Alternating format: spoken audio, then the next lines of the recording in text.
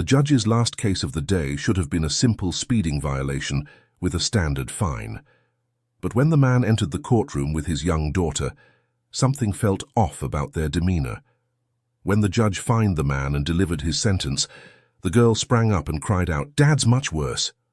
Her words would uncover a darkness so sinister that even the seasoned judge, with his decades of experience, wasn't prepared for what he would discover. Before we dive in, let us know where you're watching from today, and if you like these stories, don't forget to subscribe. Judge Nathan Hale sat in the quiet stillness of his chambers, the weight of the day's cases pressing on his shoulders. A small wooden clock atop the desk ticked steadily, its hands resting at 4:30 p.m. Rising from his leather chair, he gathered the papers and files and stepped toward the door. The heavy oak door groaned in protest as he pushed it open, the sound resonating through the quiet corridor. As he entered the courtroom, his black robe billowed faintly with each purposeful step, the polished floor beneath him reflecting the somber dignity of his approach to the raised bench. The courtroom was small but dignified, its polished wooden pews empty except for court clerk Lisa Carter, who sat at her section. It was the last hearing of the day, and the sound of courthouse staff already cleaning up the corridor for the evening echoed faintly. Despite the empty room with the accused party not yet arriving, Judge Hale still prepared his paperwork on the table. He rested his hand on the smooth surface, occasionally brushing his tired eyes. The silence of the courtroom was suddenly shattered as the door burst open. A disheveled man hurried inside, dragging a little girl by the hand. The abrupt entrance startled both the judge and the clerk, their heads snapping up in unison as he straightened up in his seat. "Sorry we're late, Your Honor," the man said, his voice breathless and tinged with anxiety. Judge Hale looked up, raising an eyebrow as he took in the sight of the man before him. The newcomer looked harried, his shirt wrinkled and his face flushed.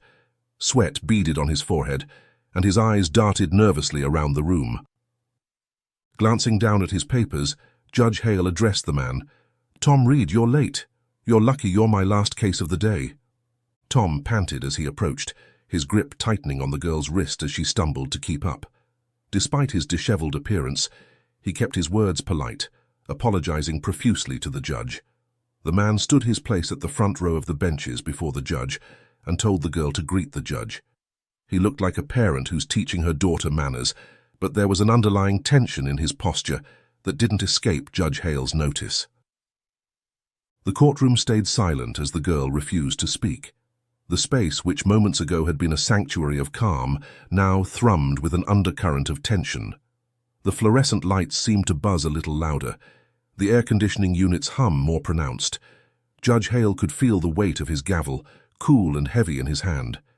He watched as Tom leaned down to whisper something to the little girl, his words too low to hear, but his tone unmistakably stern.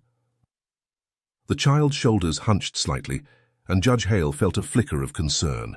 He'd seen countless family dynamics play out in his courtroom over the years, but something about this pair struck him as off-kilter. The girl finally lifted her head, her eyes meeting Judge Hale's for a brief moment. "Good evening, Your Honor," she said, her voice small but clear. Judge Hale looked up and noticed the girl's small figure. She was a petite child with cute pigtails on each side that bounced as she tried to wriggle free from her father's grasp. He thought she must be not more than 8 years old. "Good evening to you too, young lady," Judge Hale replied, his tone softening. "May I ask your name?" The girl hesitated, her eyes darting to her father. Tom poked his finger to her and whispered something quickly. She answered, though meekly, "My name is Claire Reed." "It's nice to meet you, Claire," Judge Hale said, offering a gentle smile. He turned his attention back to Tom. "Mr. Reed," Judge Hale said, his voice firm but not unkind, "I understand that circumstances can sometimes make us late, but punctuality is a sign of respect for the court and for others' time. Please ensure it doesn't happen again." Tom nodded vigorously, his hand still gripping the girl's wrist. "Yes, Your Honor, it won't happen again. We had car trouble, but that's no excuse. We're here now and ready to proceed." Judge Hale nodded, his eyes lingering on the little girl. She stood quietly, her gaze fixed on the floor, her small frame almost swallowed by the vastness of the courtroom. He couldn't help but notice how she seemed to lean away from her father, ever so slightly.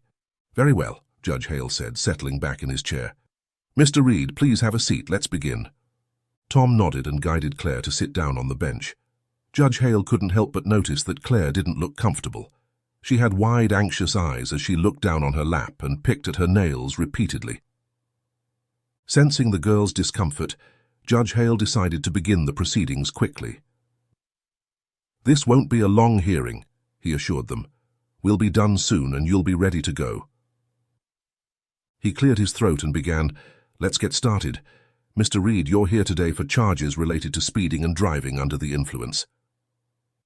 As Judge Hale read through the charges, Tom shifted uncomfortably, his eyes darting between the judge and his daughter. "On the night of July 15th, you were pulled over on Highway 101 for driving 85 miles per hour in a 55-mile-per-hour zone," Judge Hale continued. "The arresting officer noted that you smelled strongly of alcohol and failed the field sobriety test. Your blood alcohol content was measured at 0.11, well above the legal limit of 0.08. Do you understand these charges, Mr. Reed?"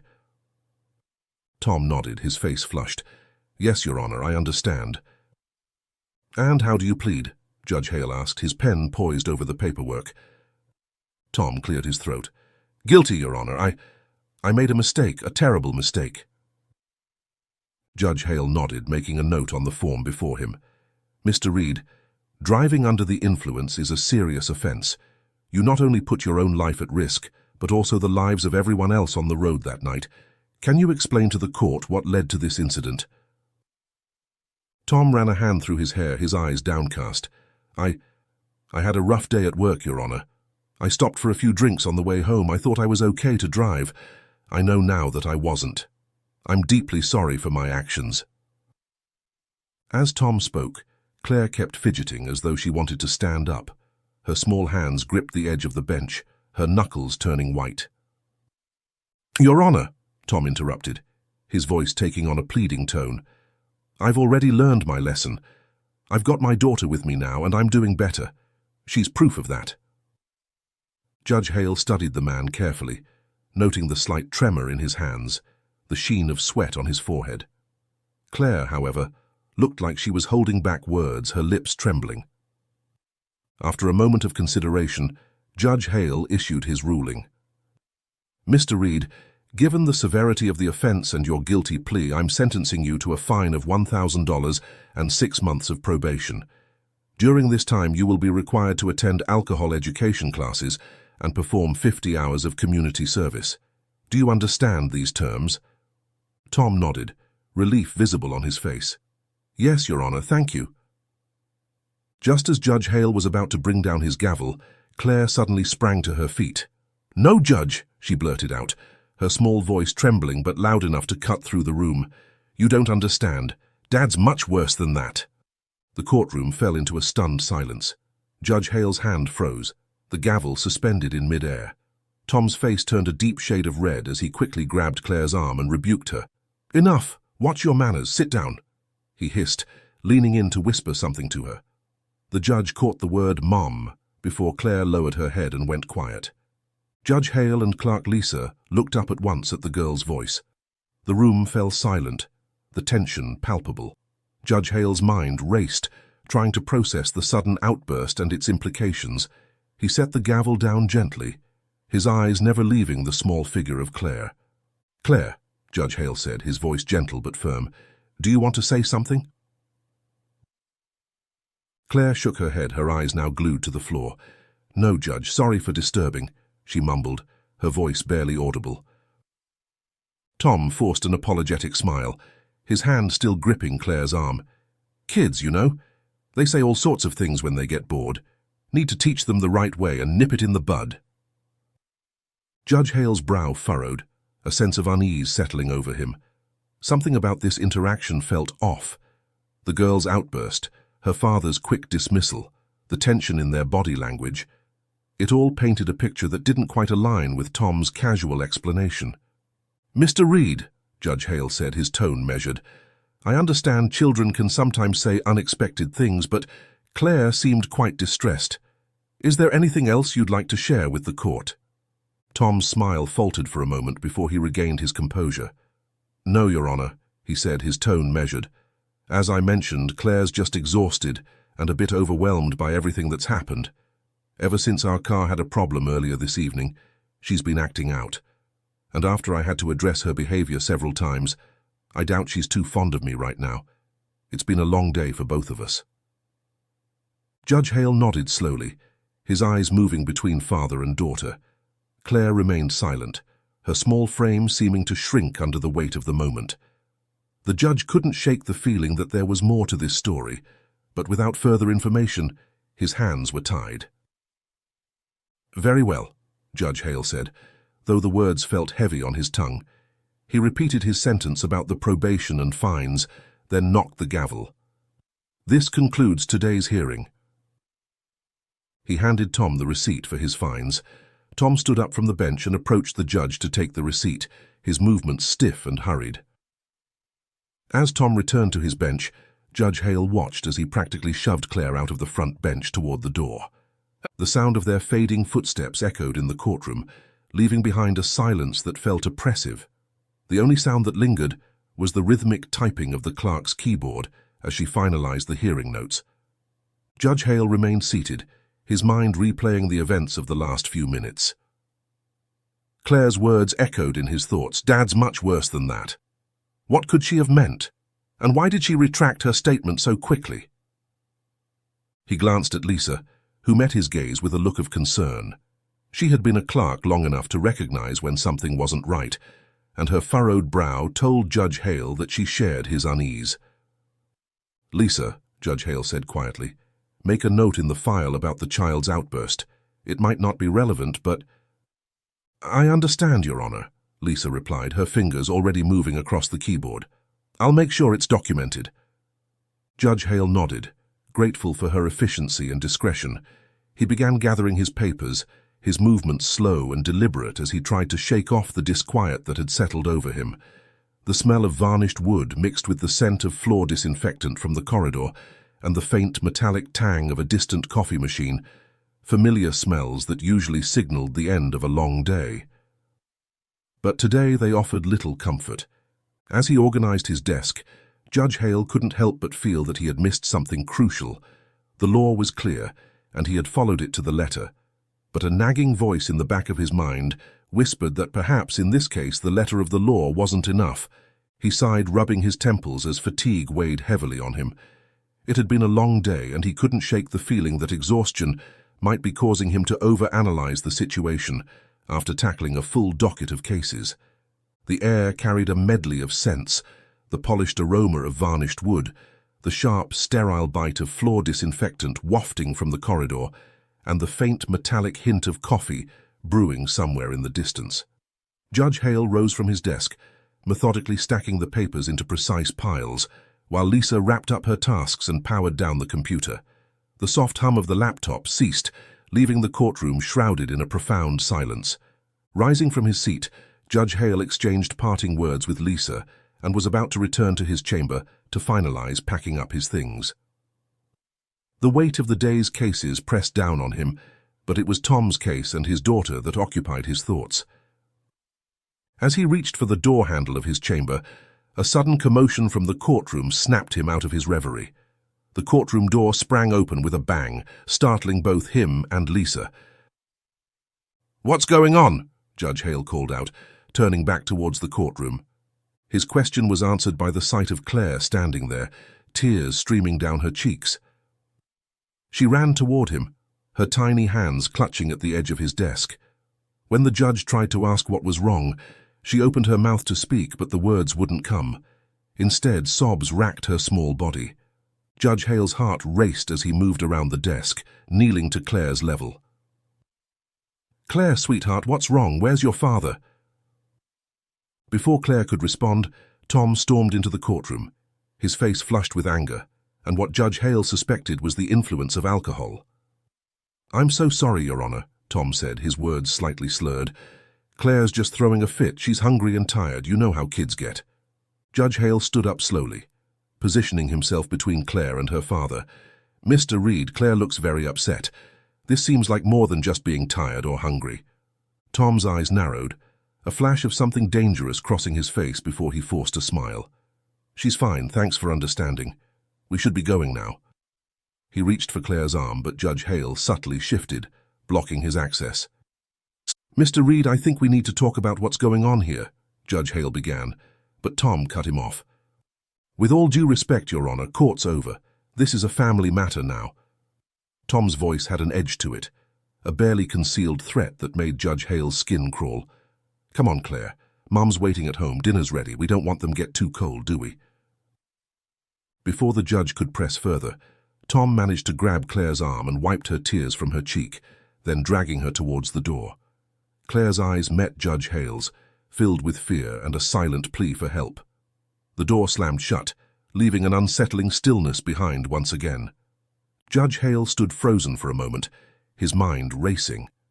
The unease he had felt earlier had blossomed into full-blown concern. He quickly went to his chambers, hastily tidying up his paperwork and shoving it into his briefcase. He changed out of his robe into his regular clothes, his movements quick and purposeful. He knew something was wrong, the guilt of not being able to do more in the courtroom gnawing at him. He decided he would look into Tom Reed's documents again at home, hoping to find something in his background that might shed light on the situation. But for now, he knew his options were limited. As he made his way outside to the corridor, the remaining cleaning crews greeted him. He nodded absently, his mind focused on Claire and the growing certainty that something was very wrong. A little part of him wished he would see the father and daughter again, to make sure the girl was truly all right. The fluorescent lights inside the courthouse felt overly harsh, their glare accentuating the long shadows as Judge Hale moved quickly through the halls. Finding no sign of Tom or Claire within the building, he made his way toward the exit, the weight of his briefcase seeming heavier than usual. Stepping out through the rotating door, he was greeted by the sight of the sun sinking low on the horizon, stretching shadows across the nearly deserted parking lot. The cool evening air hit him, a refreshing contrast to the stale, confined atmosphere of the courthouse. He headed toward his car but stopped short when he spotted Tom and Claire a few rows over. The scene before him made his blood run cold. Tom was leaning into the back seat of his car, his voice raised in frustration. Claire's muffled sobs carried on the evening breeze, each one feeling like a punch to Judge Hale's gut. He watched frozen in place as Tom slammed the door shut and turned toward the trunk. With practiced ease, Tom pulled out a beer bottle and twisted it open. The sight of the beer bottle snapped Judge Hale out of his paralysis. "Hey, what's going on here?" he shouted, his judicial composure slipping away as he realized Tom was about to drink and drive again, with Claire in the car. Tom took a long chug before he turned, the bottle dangling from his fingers. His face twisted into a sneer, eyes bloodshot and unfocused. "Stay out of it, Judge," he said, his voice low and threatening. "The court's done its job. This isn't your business anymore." Judge Hale took a step closer, his heart racing as the tension mounted. "Mr. Reed, you're about to drive under the influence with a child in the car, and under my sentence, that makes it my business." Tom's face contorted with anger. "You think you're some kind of hero just because you wear a robe. You have no legal right to interfere in this. Go home, Judge. This doesn't concern you." Judge Hale's pulse quickened as Tom stomped toward him, his steps unsteady. The smell of alcohol was strong, even from several feet away. "You're scaring her," the judge said, standing his ground despite the growing threat. "Think about what you're doing, Mr. Reed. This isn't just about you anymore." Tom scoffed, taking a long swig from the bottle before tossing it into the bin, where it shattered with a sharp crash. "She's my daughter. I'll handle her how I see fit," he said defiantly, his tone laced with arrogance. "And one bottle of beer doesn't put my alcohol level over the legal limit, does it, Your Honor?" With that, Tom turned and stumbled back to the car. Judge Hale took a step forward, ready to physically intervene if necessary, but Tom had already climbed into the driver's seat and slammed the door. The car roared to life, tires screeching as Tom sped out of the parking lot. With steady hands, he reached for his phone. He may not have been able to stop Tom in the moment, but he was far from powerless. Just before Tom's car disappeared from view, he managed to snap a picture. It was blurry, but he could make out the first few numbers of the license plate. His heart pounding, he rushed toward his own car and started the engine. Judge Hale's fists clenched around the steering wheel, keeping his eyes at the tail lights as he followed Tom's vehicle from a distance. The weight of his inaction in the courtroom earlier crashed down on him, coupled with the helplessness he felt now. He had followed the letter of the law, but in doing so, had he failed to protect an innocent child? The interior of his car was steeped in silence, broken only by the faint hum of distant traffic and the soft rustle of wind through the nearby trees. Judge Hale's thoughts churned relentlessly, wrestling with the gravity of what he had just witnessed and the path he should take next. The rigid boundaries of his professional ethics clashed with the insistent pull of his moral convictions. But one thing was undeniable. This couldn't be ignored. Not this time. He took his phone from the dashboard and made a call to 911. The phone rang and Judge Hale took a deep breath, steeling himself for what was to come. He may not have been able to stop Tom in the moment, but he was far from powerless. The dispatcher's calm voice answered, "911, what's your emergency?" "This is Judge Nathan Hale," he began, his voice steady despite the adrenaline coursing through him. "I'm following a vehicle. The driver was in my courtroom earlier today. He's aggressive, possibly intoxicated, and there's a child with him. The address on file should be 194, Pinewood Lane, which is not too far away from where we are right now, but I'm not entirely sure if they're driving home. Please send officers immediately." The dispatcher confirmed, "Units are en route, Your Honor. Please stay on the line and do not approach the vehicle. Can you describe the car you're following?" Judge Hale kept a safe distance, his eyes fixed on the car ahead to avoid drawing attention. Squinting through the dim light, he made out the full license plate number and relayed it to the dispatcher, his grip tightening on the steering wheel. As Judge Hale provided details about Tom's car, he noticed it turning sharply into a driveway. He slowed and parked a short distance away, heart racing as he watched Tom drag Claire out of the car. The girl stumbled, her small legs struggling to keep up as her father marched toward the front door. "They've stopped at their house," Judge Hale informed the dispatcher. "It's the same address I mentioned. The man is forcibly pulling the child inside." "Officers are just minutes away," the dispatcher assured him. "Please remain in your vehicle for your safety." But Judge Hale couldn't just wait in silence. The urgency gnawed at him, and he stepped out of his car, driven by an unshakable need to protect Claire. "Mr. Reed," he called, his voice firm and commanding, hoping to divert Tom's attention, just enough to buy a moment of safety for the girl until the police arrived. Tom whirled around, his face contorted with rage. "You crazy judge," he shouted, his words slurring. "You followed us all the way home. What's wrong with you?" Judge Hale didn't let the insults provoke him. He just needed to buy time until the police arrived to ensure Tom wouldn't harm Claire. "Mr. Reed, let's talk about this calmly. Think about what you're doing." Tom's response was to grab another beer bottle from his car. He brandished it threateningly, seemingly forgetting about Claire for the moment. Judge Hale's eyes darted to the house where he saw Claire watching fearfully from a window. Just as Tom lifted the bottle, either to throw it or charge at the judge, the piercing wail of police sirens sliced through the air. Tom's eyes flickered with surprise and fear, his grip tightening around the neck of the bottle. Without a second glance, he bolted toward the house, slamming the door shut behind him, the sound echoing in the tense silence. Judge Hale rushed to the front door, hearing the click of the lock. Through the window, he saw Claire being pulled away, and then the curtains were abruptly closed. All the lights in the house suddenly went dark. Police cruisers screeched to a halt in front of the house, officers quickly surrounding the property. One approached Judge Hale, recognition dawning on his face. "Your Honor, what's the situation?" Quickly, Judge Hale briefed the officers on what had transpired, emphasizing his concerns for Claire's safety.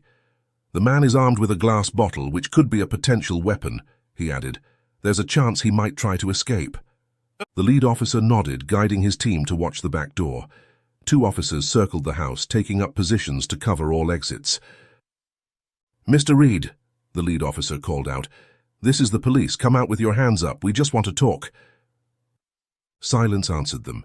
The officer tried again, his voice firm but controlled. "Mr. Reed, if you don't open the door, we'll have to come in. Let's handle this peacefully. When there was still no response, the officer made a decision. We're coming in, Mr. Reed. Last chance to come out on your own. With a nod to his team, the officers prepared to breach the door.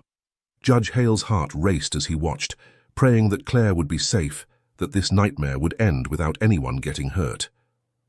As the officers moved in, he couldn't help but reflect on how a simple court hearing had escalated into this tense, potentially dangerous situation. It was a stark reminder of the real-world consequences that could stem from the decisions made in his courtroom. The door gave way with a resounding crack and splintering woods. The officers stormed inside, their flashlights cutting through the darkness. Judge Hale, despite the warnings to stay back, followed closely behind them, his concern for Claire overriding his usual caution. As they entered, the smell hit them first, a pungent mix of stale beer, unwashed clothes, and something worse. The officers flicked on the lights, revealing a scene of squalor that made Judge Hale's stomach turn. The house was in a state of utter disarray. Empty bottles littered every surface, some broken and creating hazardous patches on the floor. Dirty dishes were piled high in the sink and on counters, and the air was thick with the stench of neglect. Judge Hale's eyes darted around, searching for Claire. He spotted her huddled in a corner near the TV, her small frame shaking with silent sobs. Relief washed over him at the sight of her, seemingly unharmed, but it was quickly replaced by a new wave of concern as he took in the rest of the scene. On the sofa was a woman, who Judge Hale assumed must be Claire's mother. Her hands were bound with zip ties, and her eyes widened with a mix of fear and relief as the officers approached. "Ma'am, are you all right?" one of the officers asked, as he carefully began working on the zip ties. "I'm Officer Johnson. We're here to help." The woman nodded, tears streaming down her face. "Thank you," she whispered hoarsely. "I'm Gloria. He just lost it. I didn't know what he was going to do." As the officers helped Gloria, Judge Hale made his way to Claire. He knelt down beside her, keeping his movements slow and gentle. "Claire, it's Judge Hale. You're safe now.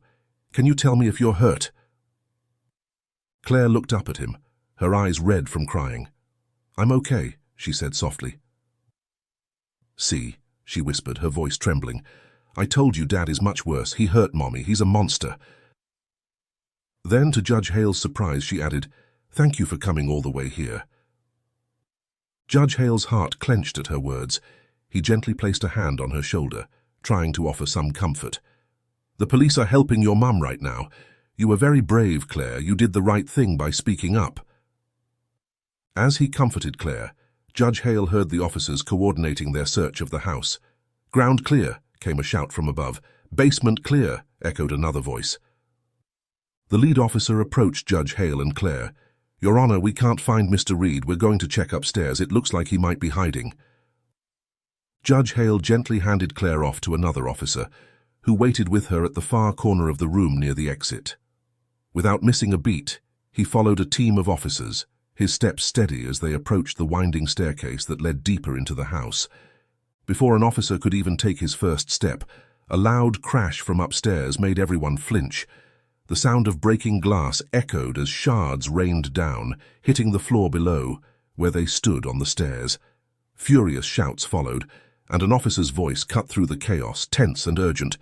"He's throwing bottles. We need backup." Judge Hale's mind raced. He knew he had to do something to de-escalate the situation before someone got hurt. Standing up, he called out, his judicial authority evident in his voice. "Tom, this isn't what you want to do. You've already gone too far. Don't add more to your charges. Come down and we can talk about this." For a moment there was silence. Then another bottle smashed against the wall, the sound of shattering glass echoing through the house. Judge Hale flinched, but stood his ground. The woman on the couch, now free from her bonds, spoke up. "There's a way up through the laundry room," she said, her voice hoarse. "Near the pantry. There's a big cardboard sheet we used for moving furniture. You can use it as a shield." The officers nodded, quickly retrieving the cardboard. With this makeshift protection, they began to make their way up the stairs from the laundry room, weapons at the ready. As the tension mounted, Judge Hale found himself in a surreal situation. Here he was, far beyond the confines of his courtroom, in the midst of a dangerous standoff. He silently prayed for a peaceful resolution, all too aware of how quickly things could go wrong. The atmosphere in the house was thick with tension as the officers carefully made their way up the stairs, the large cardboard sheet held above their heads like a shield. Judge Hale remained downstairs, his heart pounding in his chest as he stood protectively near Claire and her mother. Claire, still huddled in the corner, looked up at Judge Hale with wide, tear-filled eyes. "Dad is a monster. Please don't let him go," she said, her voice barely above a whisper. Judge Hale felt a lump form in his throat. He knelt down beside Claire, careful to maintain a respectful distance. "You were very brave to speak up, Claire," he said softly. "You did the right thing." Suddenly, the sharp sound of another bottle shattering upstairs made everyone flinch. Judge Hale instinctively moved to shield Claire and her mother, his gaze snapping to the staircase. His mind raced with concern for the officers, silently praying none of them had been injured by the violent outburst. Taking a deep breath, Judge Hale steadied himself and made the decision to try reasoning with Tom one last time. His voice rang out, firm but calm. "Tom, don't make this worse for yourself. You have no way out now, and you shouldn't add more to your charges." He paused, straining to hear any response from above. "We can talk about this. Surrender yourself." For a moment there was silence. Then came the sharp crash of another bottle shattering upstairs, followed by the chaotic sounds of officers grappling, grunts, the scuffle of boots, and heavy thuds against the floor. Judge Hale exchanged a tense, worried glance with the officer beside him. They both understood without words. The situation had spiraled into something dangerously unpredictable. Just as the tension seemed unbearable, a new sound echoed from upstairs, the distinct click of handcuffs being locked. A collective sigh of relief swept through the room. The standoff was over. An officer's voice called down, "We've got him secured, coming down now." Judge Hale felt a wave of relief wash over him. He turned to Claire and her mother, who were clinging to each other. "It's over," he said gently. "You're safe now." As the officers began to escort Tom downstairs, another officer approached Judge Hale. "Sir, we need to get them outside for the paramedics to check them over. Would you mind helping?" Judge Hale nodded and turned to Claire and her mother, guiding them gently toward the front door. As they moved through the quiet, tension-filled space, he couldn't help but reflect on the events of the evening. What had begun as a routine court hearing had transformed into a profound, life-altering moment, for this family and, in many ways, for him as well. As they stepped out into the cool night air, Judge Hale saw the flashing lights of the ambulance. He guided Claire and her mother towards the paramedics, his judicial demeanor giving way to a more compassionate one. He knew that while the immediate danger was over, the road ahead for this family would be long and difficult. Outside, the night air was cool against Judge Hale's skin, a stark contrast to the stifling atmosphere inside the house. He stood with Gloria and Claire at the front yard, watching as paramedics led them to the ambulance to inspect their wounds.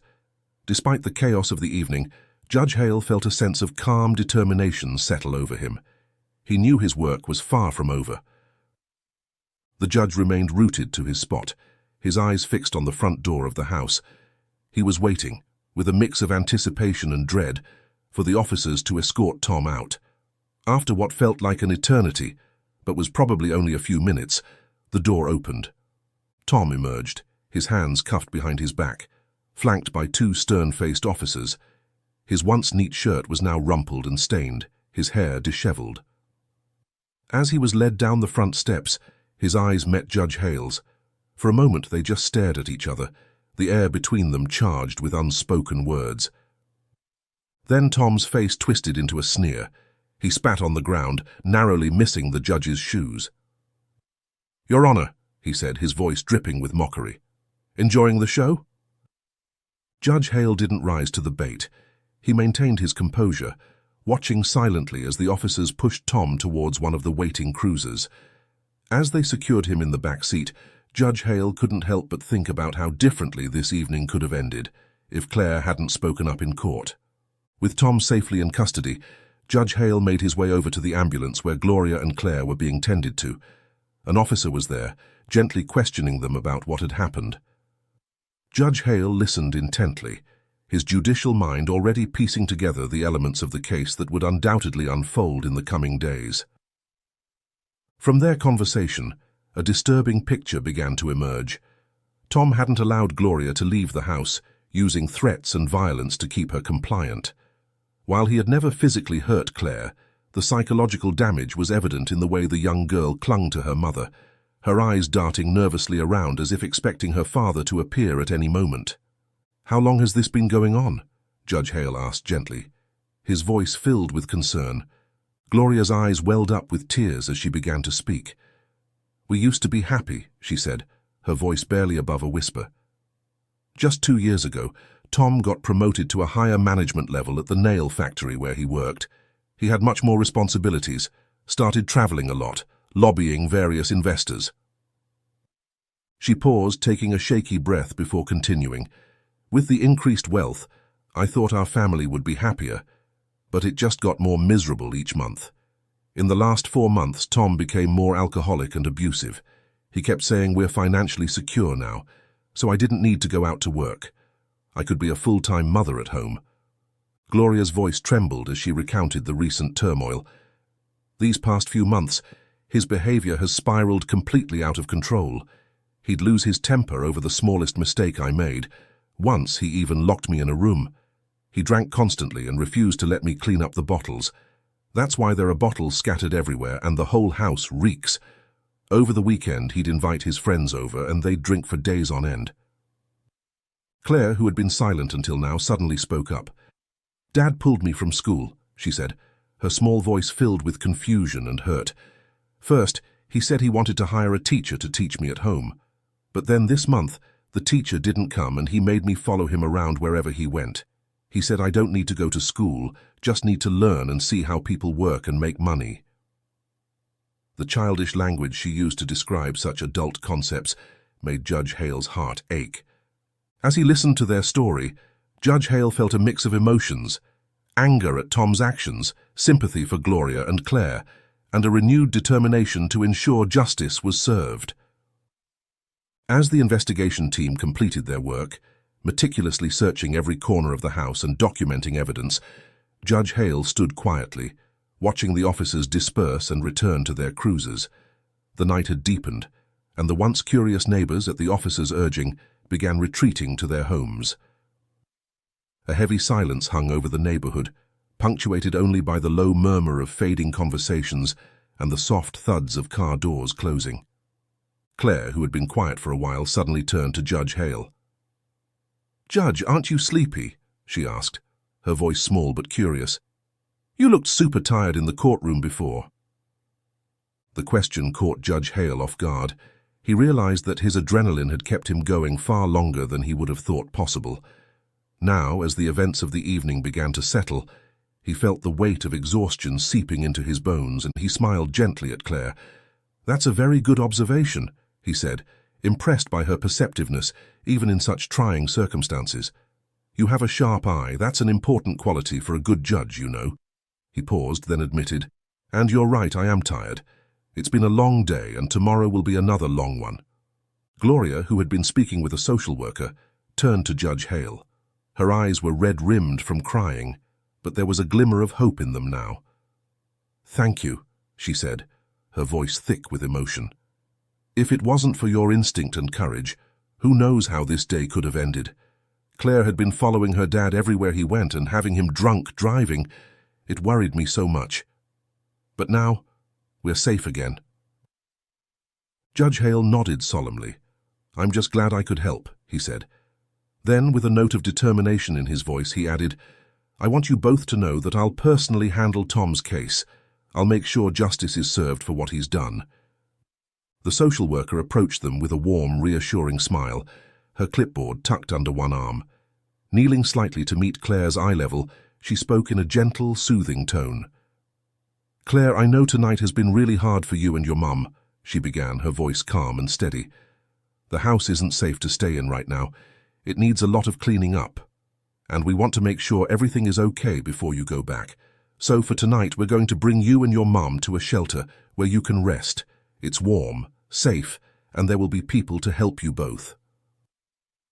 Claire clutched her mother's hand tightly, her expression a mixture of exhaustion and uncertainty.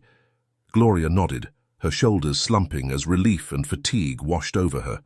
The social worker continued with a kind smile. "Tomorrow we'll start working on cleaning up the house together, and once everything is safe and ready, you can go home. Does that sound okay?" Judge Hale nodded beside Claire.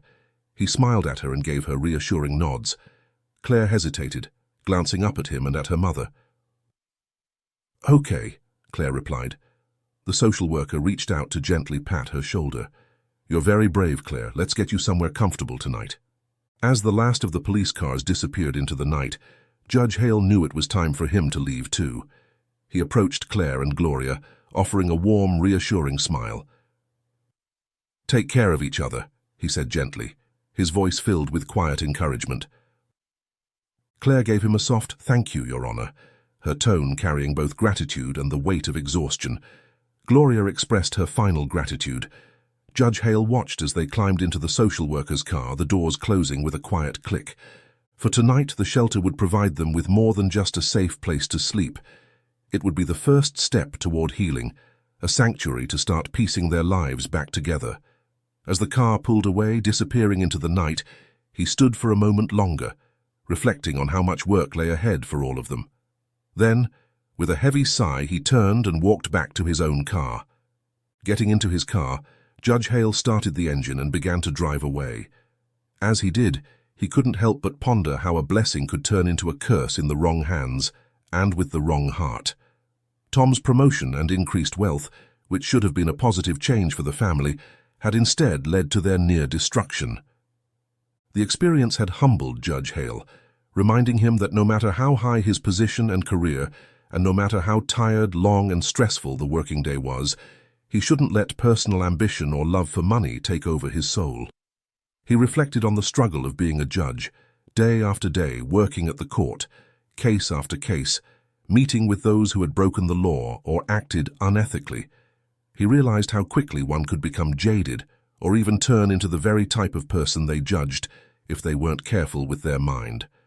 As he drove through the quiet streets, heading home to his own safe space, Judge Hale made a silent promise to himself. He would never forget this night, never lose sight of the real people behind the cases he heard. He would strive to maintain his compassion, his sense of justice, and his commitment to making a positive difference in people's lives. Tomorrow promised a day filled with challenges and critical decisions. Yet Judge Nathan Hale felt prepared, his determination fortified by the events of the past 24 hours. He recognized that his efforts in the days ahead would be instrumental in shaping not only the future of the Reed family, but also the lives of countless others who would come before his bench. With this knowledge, he continued his journey home, committed to upholding the principles of justice and compassion that had led him to the bench in the first place.